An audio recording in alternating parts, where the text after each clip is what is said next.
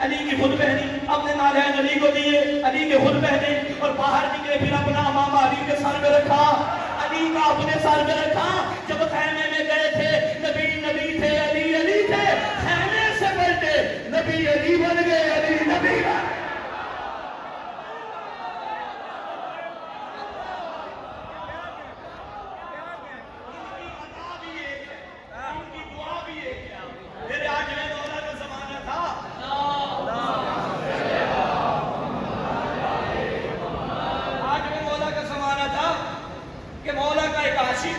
وہ خواب میں دیکھتا ہے کہ میں مسجد نبوی میں گلی کے دروازے کے آگے کھڑا ہوں اور سامنے منبر رسول خدا تشریف فرما ہے، منبر رسول کے وجود سے چمک رہا ہے۔ میں نے جیسے ہی یہاں دروازے سے رسول اللہ کو دیکھا، مجھے قریب بلایا، فلاں میرے قریب آ، کہتے ہیں میں خواب میں دیکھ رہا ہوں۔ میں قریب گیا تو رسول اللہ کے پاس ایک دشت تھا اور اس میں کھجوریں تھیں۔ پیغمبر نے 18 کھجوریں میرے ہاتھ میں دے دی۔ جب میں نے گنی تو کتنی تھی؟ 18۔ کہتے ہیں کھجوریں لے کے میں چلا گیا۔ اچانک خواب سے بیدار ہوا، کہتے ہیں اوہ کتنا خوبصورت خواب تھا، نبی کی زیارت ہو گئی اور نبی نے کھجوریں بھی دی۔ اب وہ خواب سے بیدار ہوا، اچانک اس کا گزر ایک مسجد کے آگے سے ہوا، منبر پہ امام رضا بیٹھے تھے۔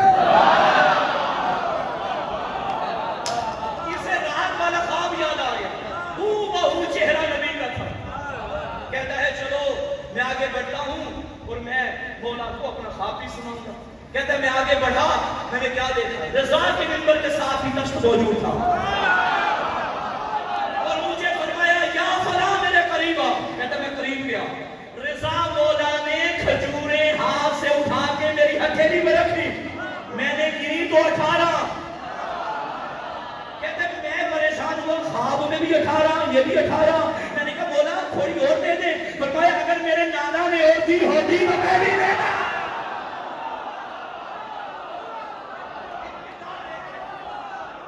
حقیقت ایک ہے، قول ایک ہے۔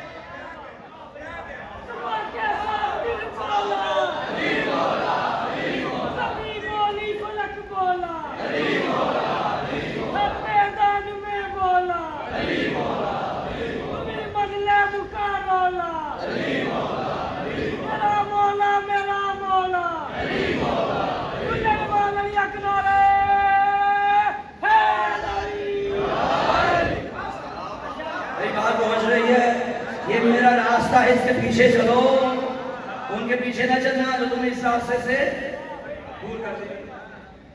اچھا اس کا مطلب ہے، اس آیت میں فرمایا کہ یہ کون ہے، اتباع کس کی واجب ہے؟ مصطفیٰ کی۔ تو اس ذات کا مطلب ذات مصطفیٰ ہے، جس کے پیچھے چلنے کا حکم ہے۔ اچھا جی پیچھے چلیں گے تو اللہ راضی ہوگا نا، پیچھے چلیں گے تو اللہ ہم سے محبت کرے گا نا۔ اب ہم کس کے پیچھے کیسے چلا جاتا ہے؟ ایک بندہ آگے چل رہا ہے اور آپ اس کے پیچھے چل رہے ہیں، جیسے مباہلہ میں پیچھے چل رہا ہے۔ اچھا اب ہم میں سے تو کسی نے رسول اللہ کو دیکھا ہی نہیں، ہم کیسے پیچھے چلیں؟ یا اللہ ہم کدھر جائیں گے؟ تو قرآن قیامت تک کے انسانوں کے لیے ہے۔ ہمارے دور میں تو مصطفیٰ بظاہر موجود نہیں ہے، نبی کا کوئی جانشین بھی بظاہر ہمیں نظر اس طرح نہیں آ رہا ہے فزیکل طور پہ، تم کیسے پیچھے چلیں؟ اب وہ تو خوش قسمت تھے جو پیچھے چلتے تھے، عجب کی آواز ہے، وہ پیچھے چلتے بھی تھے، پیچھے نہیں چلتے تھے۔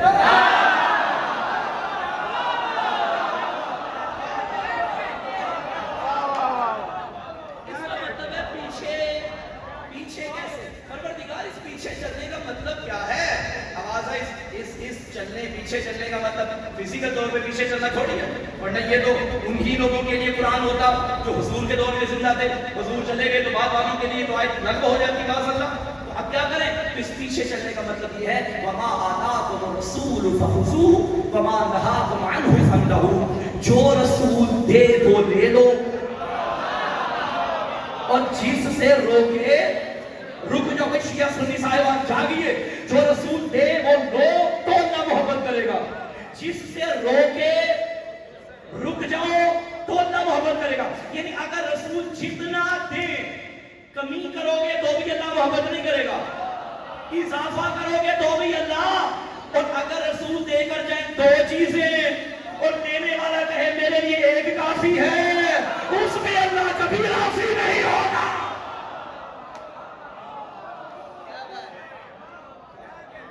کوئی بھی ہو،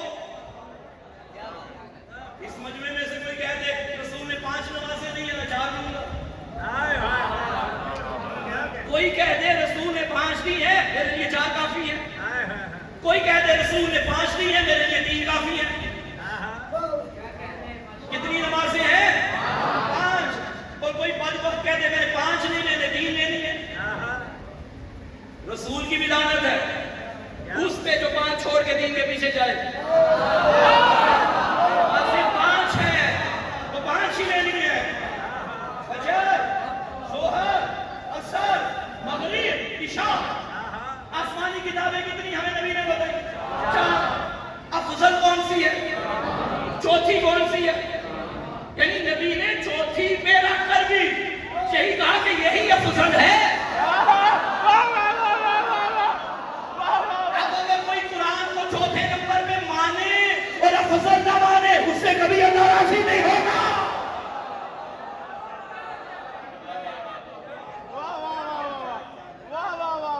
اس کے پیچھے چلو، یہ میرا راستہ ہے۔ اور پیچھے چلنے کا مطلب قرآن نے بتا دیا کہ جو رسول دے وہ لے لو، اور جس سے روکے رک جاؤ۔ پیچھے والے تو ماشاءاللہ بڑے رکے ہوئے ہیں بھائی، تھوڑا سا بولیے کہیں اتنا رکنے کا نہیں۔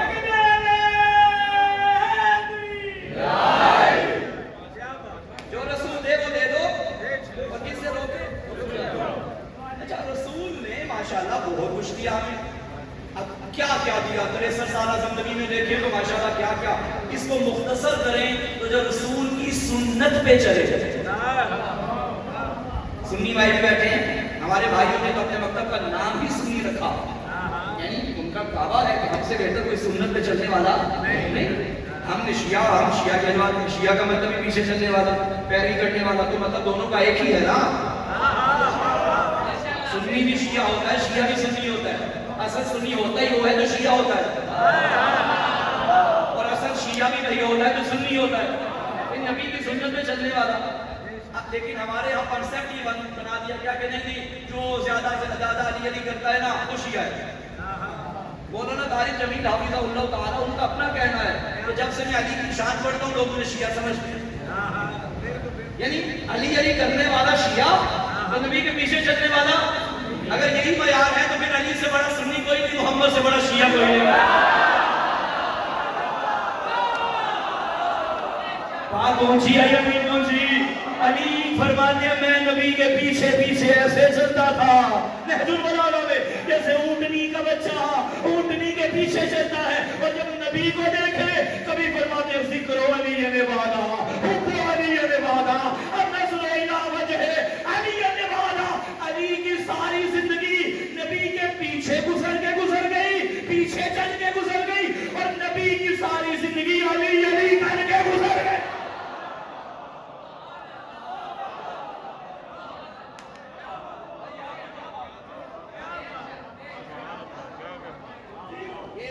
سنت پہ چلنے والا ہی سنی ہے، سنت پہ چلنے والے پہ ہی اللہ راضی ہوگا، سنت پہ چلنے والے سے اللہ محبت کرے گا۔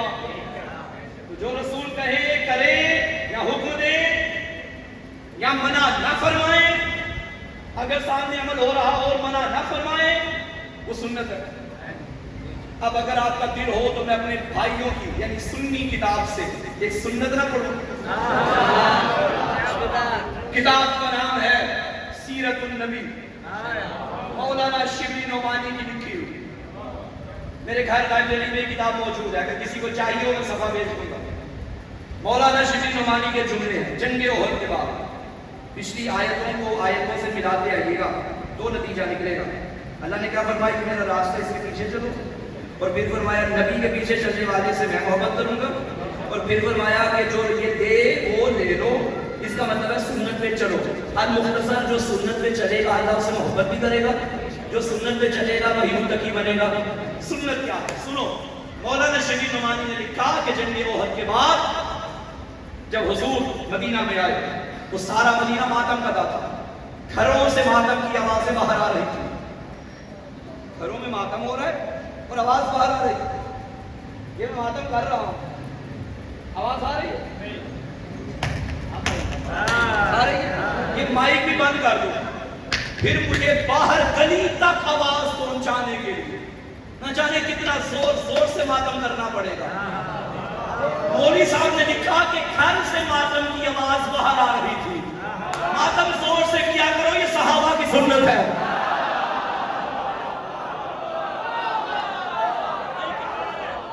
گھروں سے ماتم کی آوازیں باہر آ رہی تھی. میں اپنے خاص کا ذمہ دار ہوں, ریکارڈنگ ہو رہی ہے. مولانا شبیر نعمان نے لکھا کہ حضور نے سنا گھروں سے ماتم کی آوازیں باہر آ رہی تھی. حضور کو حیرت ہوئی اور فرمایا میرے چچا حمزہ کا کوئی ماتم دار نہیں؟ یہ جملے صحابہ اکرام نے سنے تو فوراً گھروں میں جا کر اپنی بیویوں سے کہا جاؤ دروازے مصطفیٰ پہ جا کر نبی کے چچا کا ماتم کرو. صحابہ نے بیویوں سے کہا جاؤ نبی کے گھر. آج جو نبی کا گھر یا امام کا گھر ہو نا, اسے ہم امام بارگاہ کہتے ہیں. اپنی بیویوں کو ماتم کے لیے امام بارگاہ بھیجنا صحابہ کی سنت ہے. امام بارگاہ کا یہ مطلب ہے امام کا گھر, نبی کا گھر, علی کا گھر. انہوں نے کہا جاؤ نبی کے دروازے پہ جا کر ان کے چچا کا ماتم کرو. پیغمبر نے دیکھا تو دروازے پر پردہ نشینان انصار کی بھیڑ تھی اور حضرت حمزہ کا ماتم بلند تھا. حضور نے ان کے حق میں دعائے خیر کی. کافر نہیں کہا, دعائے خیر کی اور فرمایا میں تمہاری ہمدردی کا شکر گزار ہوں.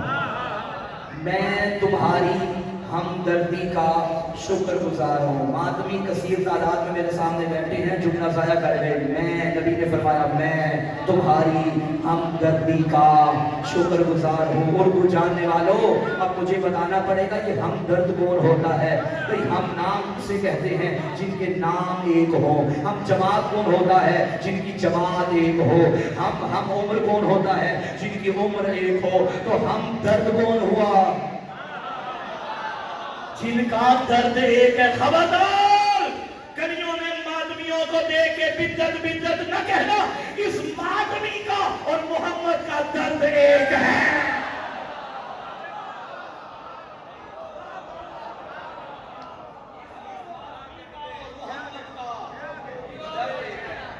محمد نے بھی شہید کے ماتم کا کہا تھا اور یہ بھی شہید کے ماتم کا ماتم ہے, شہید کا ماتم. اس راستے میں چلو اللہ محبت کرے گا. ان تک نہ جانا جو اس راستے سے دور کر دے. اور جو بھی ماتم سے دور کرے, جو بھی علی سے دور کرے, جو بھی مجلسوں سے دور کرے, جو بھی حسین کے ذکر سے دور کرے, ان کے پیچھے چلنا کل بھی حرام تھا, آج بھی حرام ہے.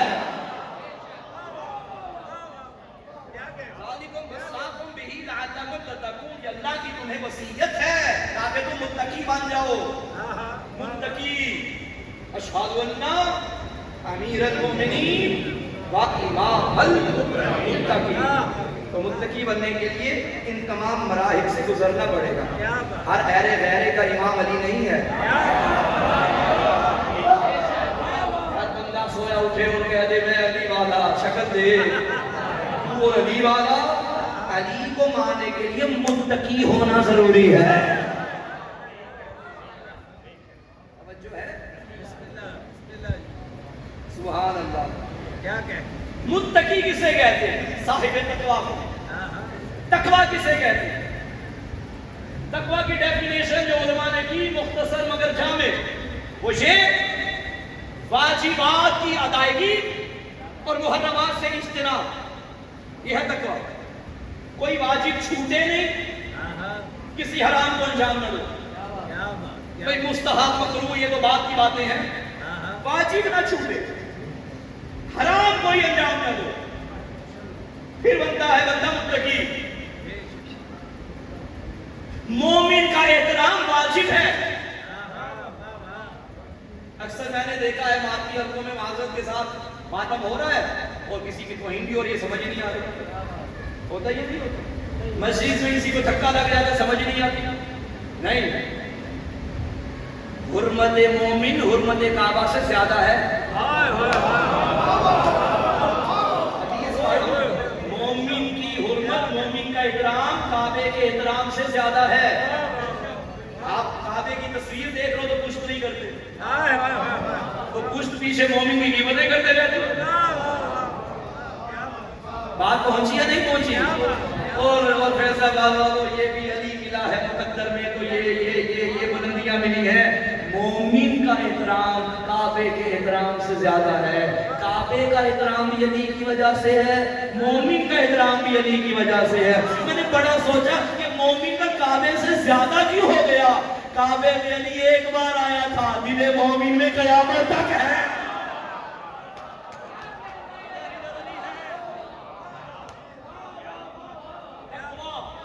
واجب کوئی نہ چھوٹے اور حرام کے قریب نہیں جانا, حرام کے قریب نہیں جانا. نمازی بندہ ہو تو متقی ہوگا, روزہ واجب ہے رکھے گا تو متقی ہوگا, حج واجب ہے کرے گا تو متقی ہوگا, زکات واجب ہے دے گا تو متقی ہوگا. اب بڑا بے شک خاصا سب بول رہے. شروع میں جب میں نے کہا اللہ سے محبت کرتا, سب نے کہا بے شک, اور میں نے کہا متقی وہ ہے جو نماز پڑھے. اب دو بندے بولے ذرا زور سے بولے نا, بے شک,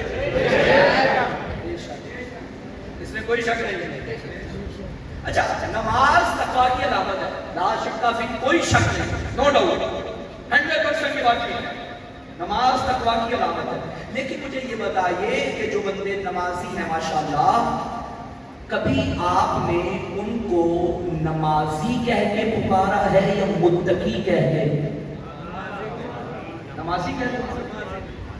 صاحبان ہمارے دوستان جا رہے ہیں حج میں, ماشاءاللہ خدا سب کو سعادت نصیب فرمائے. ساتھ ہی دعائیں کا ساتھ ہمیں بھی خدا توفیق دے, بیت اللہ کی سعادت, حج کی سعادت نصیب ہو.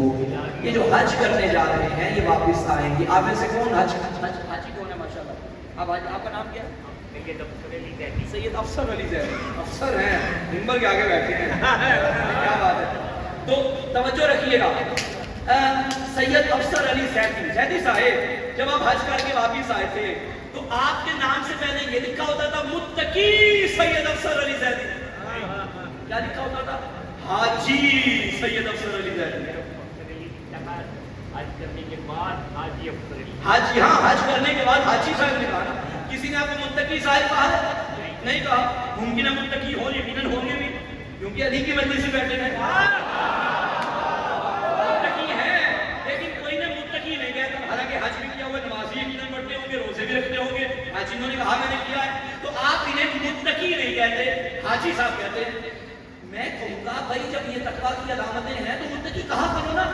جب نہیں پلٹ کے آپ مجھے جواب دے مولانا, تقویٰ کے لیے جہاں ظاہر پاک ہونا ضروری ہے نا, باطن بھی پاک ہونا ضروری ہے. اب ان کا ظاہر تو پاک کیا ہے, یقیناً باطن بھی ہوگا, مگر ہمیں تو نہیں معلوم نا.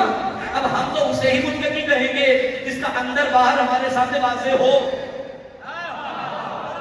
حاجی صاحب اللہ آپ کا حج قبول فرمائے. ماشاءاللہ آپ کا جھومنا ذکر علی میں بتا رہا ہے, آپ کی نمازیں بھی قبول ہے, آپ کے روزے بھی قبول ہے, آپ کا حج بھی قبول ہے. لیکن میں ایسے حاجیوں کو بھی جانتا ہوں جس طرح بندہ جیل میں چلا جائے نا, واپس نکل کے یہ بالکل فٹ ہو جاتا ہے یا پہلے سے بھی بگڑ جاتا ہے.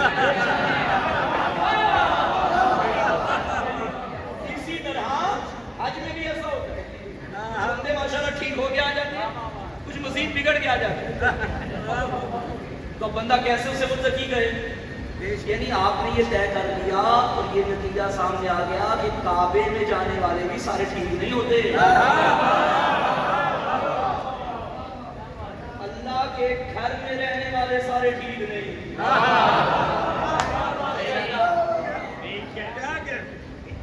توجہ ہے. اچھا پروردگار, تقویٰ کا تعلق ہے باطن کے ساتھ, دل کے ساتھ. تو یہ دلوں کا تقویٰ کہاں سے ملے گا؟ میں اصول کافی سے حدیث نہیں پڑھنے لگا کہ ہمارے بھائی بگڑ جائیں کہ ہم کو یہ مانتے ہی نہیں. میں صحیح بخاری سے بھی نہیں پڑھنے لگا, آپ بگڑ جائیں کہ ہم نہیں مانتے. تو اس کتاب سے دلیل پڑھتے ہیں جسے نہ ماننے میں بندہ بگڑ جاتا ہے. قرآن سے پوچھتے ہیں اللہ کی کتاب, یہ دلوں کا تقویٰ کہاں سے ملے گا؟ آواز ہے بسم اللہ الرحمن الرحیم. شعائر اللہ فإنها من تقوی القلوب. خبردار، شاعر خدا کا احترام کیا کرو، یہ دلوں کا تقوی ہے. شاعر کسے کہتے ہیں؟ نشانی کو. نشانی کا احترام کیا کر، اس سے دلوں کا تقوی بڑھتا ہے، باطن پاک ہوتا ہے. اللہ کی نشانی کیا ہے؟ کعبے کا احترام کر، یہ اللہ کی نشانی ہے. قرآن کا احترام کر، یہ اللہ کی نشانی ہے. مسجد کا احترام کر، یہ اللہ کی نشانی ہے. ہم بھی تو یہی کہہ رہے ہیں، علم کا احترام کر، یہ حسین کی نشانی ہے. خاک شفا کا احترام کر، یہ حسین کی نشانی ہے. ذوالجلال کا احترام کر، یہ حسین کی نشانی ہے. یہ ساری چیزیں ہمیں کربلا لے جاتی ہیں، کربلا ہمیں خدا تک لے جاتی ہے.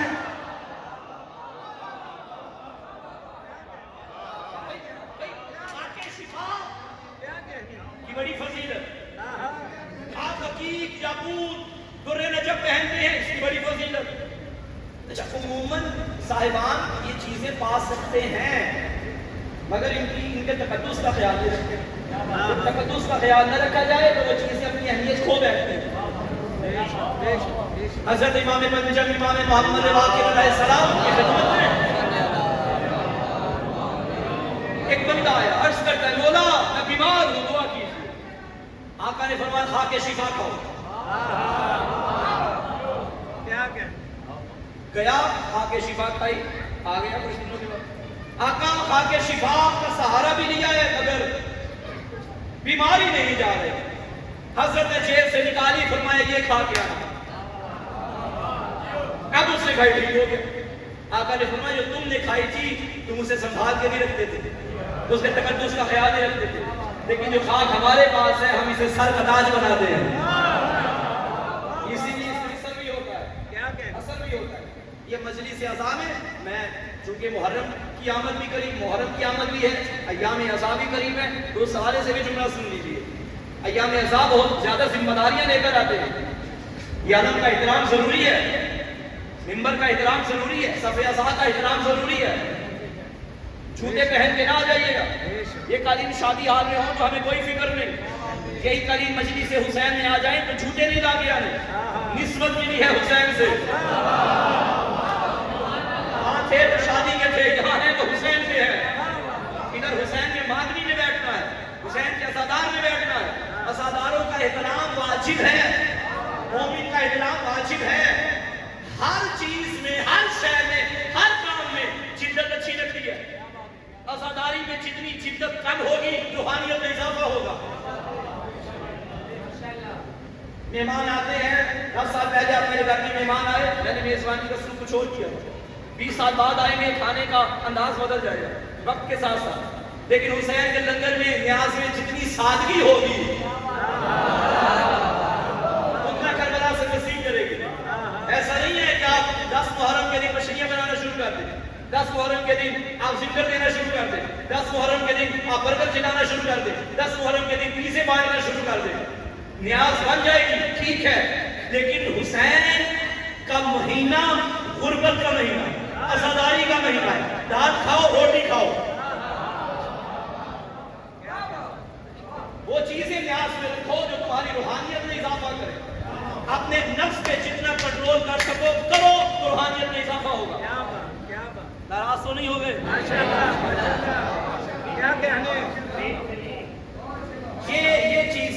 یہ چیزیں ہمیں توحید کے قریب کرتی ہیں، یہ خدا کے قریب کرتی ہیں.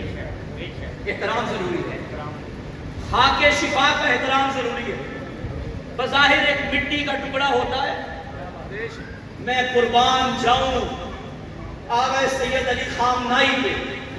آپ نے ویڈیو دیکھی ہوں گی، جب سجدہ کر کے اٹھتے، سلام مکمل کر لیتے، خاک شفا پہ ہاتھ پھیرتے اور اسے اپنی جبین پہ لگاتے. اس جبین کا اثر تھا کہ جو دنیا کی سپر پاور بنی ہوئی تھی وہ بھی رہبر کے آگے جھک گئی. یہ مسئلہ رہبر کا ذاتی نہیں تھا، خاک شفا کا صدقہ تھا.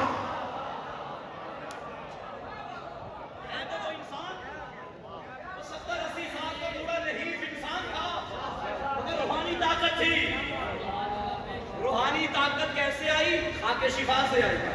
روحانی طاقت کیسے آئی؟ کربلا سے آئی. کوئی مانے نہ مانے ایران چھا گیا ہے. کوئی مانے نہ مانے دنیا مان گئی ہے کہ جنہیں ہم کافر کہتے تھے وہی تو اسلام کے محافظ نکل آئے.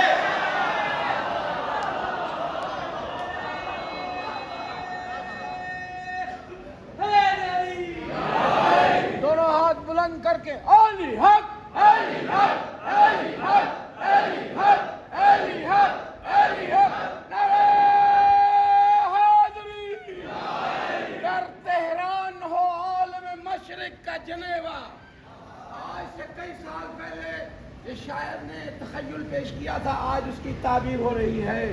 شاید اس کرۂ ارض کی تقدیر بدل جائے. موالیان حیدر کرار اور مومنین ایران, مجاہدین ایران, عراق, شام, لبنان, یمن, بلند تر صلوات.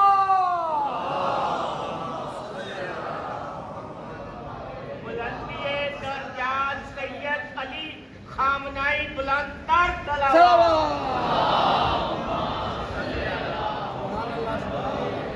ایران پہ ایک بادشاہ کی حکومت ہے.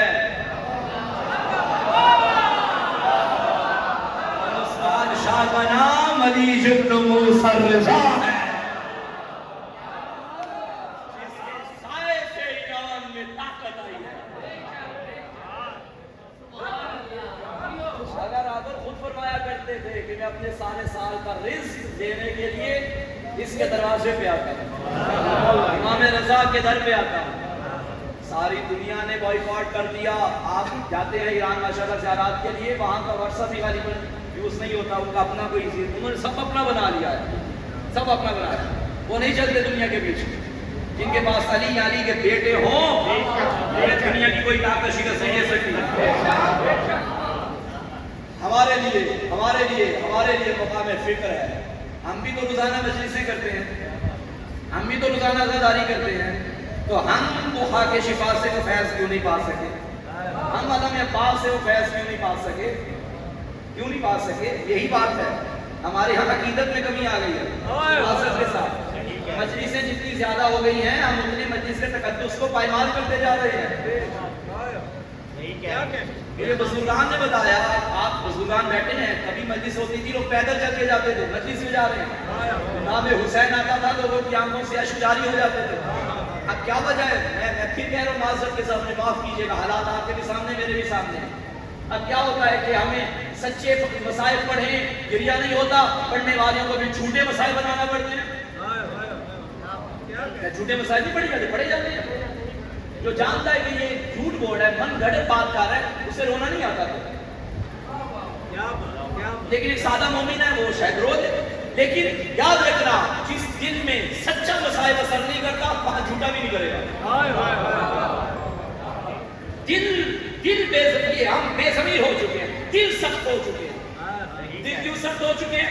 علم کی بات پہ ہمیں کیوں رونا ہے؟ ہم نے علم کی عقیدت کا خیال ہی نہیں رکھا, ہم نے علم کے تقدس کا خیال ہی نہیں رکھا. ہمیں کربلا کی خاک پہ کیوں رونا ہے؟ ہم نے خاک شفا کا خیال ہی نہیں رکھا. ہم اپنی تنہائیوں میں ان شاعر کا احترام رکھیں گے, ان کے تقدس کا احترام کریں گے, ان کے تقدس کا خیال رکھیں گے, تو پھر ہجوم میں نام حسین بھی آئے گا تو ہم سے آپ سے جاری ہوگا. ان مجلسوں کا احترام کیا کرو. خدا کی قسم مجلسیں برپا کی ہیں امام رضا نے.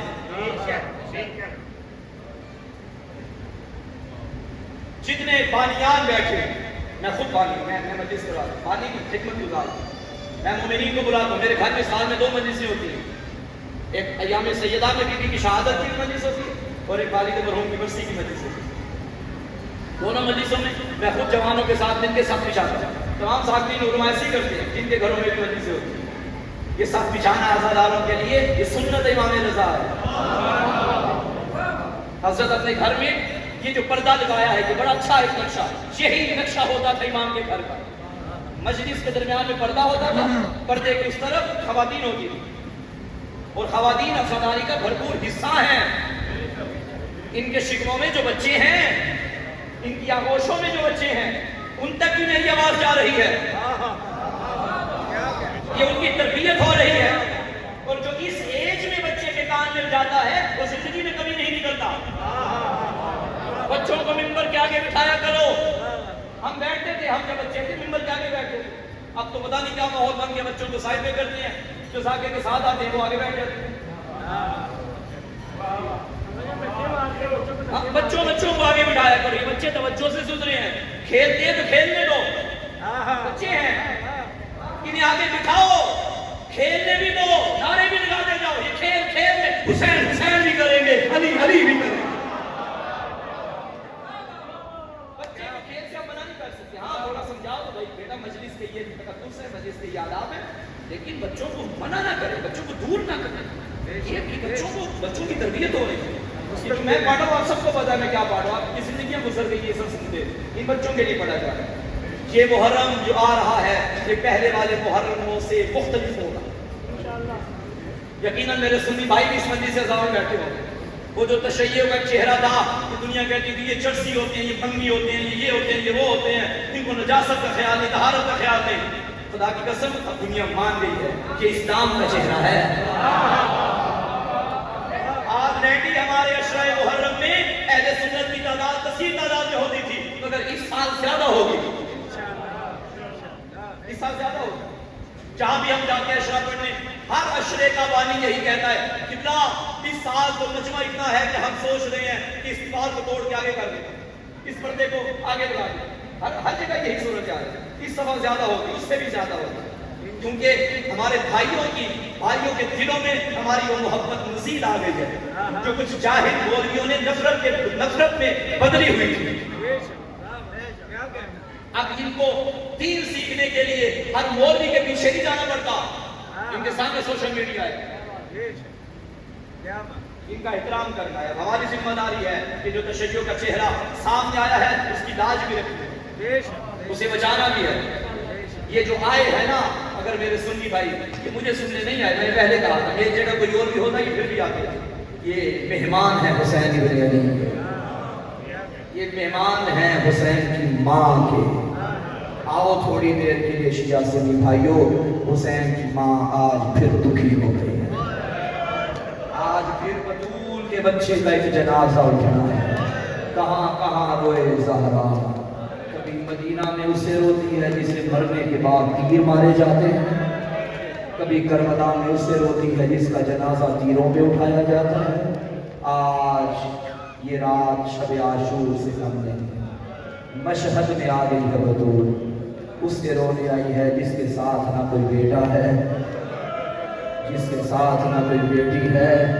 بہنیں بیٹھی ہیں پردے میں، غریب الغرباء، جو غریبوں کا بھی غریب ہے نا وہ امام رضا ہے. میں نے کیا کہا، امام کی سنت ہے قالین بچھانا، یہ سب بچھانا عزاداری ہے حسین کے لیے. حسین عاشق تھے عزاداری کے. مشہد میں تھے نا جب مولا خراسان میں، اور پتا چلتا کہ فلاں مومن عراق گیا ہے، جب وہ واپس آتا مولا چل کے اس کے گھر جاتے تھے، اس زائر کے ہاتھوں کو چھوڑتے تھے، فرماتے تھے تو میرے دادا حسین کی زیارت کر کے آیا، اب جب کبھی تو کربلا جائے تو دادا سے کہنا تجھے غریب الوطن سلام کہہ رہا ہے.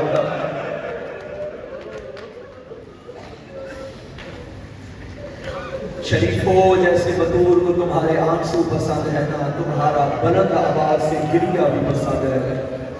ایسے رونا جیسے جنازوں پہ مائیں بہنیں روتی ہیں. شرم نہ کرنا، محرم بھی قریب آ رہا ہے. تم نے آج رضا پہ رونا ہے، کچھ دنوں کے بعد بی بی رقیہ کی جوڑی پہ رونا ہے. بی بی رقیہ بھی بیوہ ہو جائے گی، تم نے مسلم کا ماتم کرنا ہے، پھر تم نے بی بی کو فرصہ دینا ہے، پھر آ جائے گا محرم، پھر کبھی قاسم کا لاشا، کبھی غازی کے بازو، کبھی اکبر کا لاشا. حسین ابن علی کو روتے تھے امام رضا. آج ہم مل کے امام حسین کو ان کے بیٹے کا پرسہ دیتے ہیں. دو صحابی امام رضا کے ایسے ہیں جن کو امام نے خود شہادت کی خبر دی تھی، جنہوں نے خود امام سے امام کا قتل سنا تھا. ایک دیبل، ایک خواجہ ابا سندر.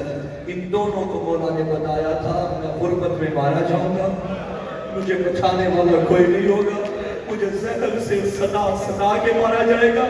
عزادارو شہادت کے دو جملے سن لو. ماتمیوں کی تیاری ہو گئی, تابوت بھی تیار ہے. یقیناً شریف و خواجہ ابا سنجد کو مولا نے قریب بلایا اور اپنی شہادت کے بعد کی خبریں سنائی. خواجہ میں مارا جاؤں گا, میرے بعد مامون کی چلاکی سے ہوشیار رہنا, یہ میرا جنازہ پڑھانے آگے آئے گا. خواجہ ابا سنجد اسے جنازہ نہ پڑھانے دینا, معصوم کا بیٹا, معصوم کا جنازہ معصوم پڑھاتا ہے, معصوم کو غسل معصوم دیتا ہے. اس نے تڑپ کے کہا, بولا بیٹا کون ہے؟ فرمایا میرا تقی. تڑپ کے کہنے لگا, مولا وہ تو مدینے میں ہے. فرمایا وہ موجز ہوا ہے, وہ آ جائے گا. تقی بولا آئے گا جنازہ پڑھایا. میں ایک جملہ کہوں گا, مولا رضا آپ کو زندگی میں ایک اطمینان تھا, میرا تقی آئے گا جنازہ پڑھائے گا. 11 محرم جب سجاد کے ہاتھوں میں کڑیاں تھی, بابا کے جنازے کے قریب چہرے پہ موت کی زردی, پھوپھی زینب نے پوچھا کیا ہوا میرا بیٹا؟ رو کے کہنے لگا, اماں بتا بیٹا بھی جوان ہو, باپ کا جنازہ دھوپ میں پڑا ہے. اجرکم اللہ. شریف و معلم کی آوازیں, کبیے کی آوازیں بلند کرو. عزادارو وہ وقت آ گیا. مولا نے فرمایا مجھے دربار میں بلایا جائے گا. ابا سنجد تو میرے ساتھ دربار میں نہیں آئے گا, تو دروازے میں کھڑے ہو کے انتظار کرنا.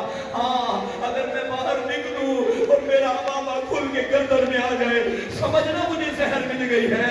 عزادارو اب ابا سنجد مولا کے حکم پہ دروازے میں کھڑا ہو گیا. مجھے بتاؤ, تمہارے وقت کا امام ہو اور تم سے کہے یہیں پر رکنا, شاید مجھے اندر مار دیا جائے. کتنا مشکل ہوتا ہے. اللہ کرے میرے مولا بے خیر ہو, مگر حکم امام تھا. ابا سنجد کھڑا رہا مدی بن کر. اندر امام گئے, انگوروں میں زہر ملا کے ماموں نے دیا. اللہ کی لعنت ہو اس پہ. اس نے چند انگور پیش کیے, غریب نے تناول فرمائے, جگر پھٹنے لگا. یہ ظالم کہتا مولا اور کھائیے. رو کے فرمایا تو نے اچھا نہیں کیا, تیری حسرت پوری ہو گئی, میری بیٹیاں مدینے میں یتیم ہو گئی. عزادارو یہاں زہر مل گئی. اب امام دربار سے باہر آئے.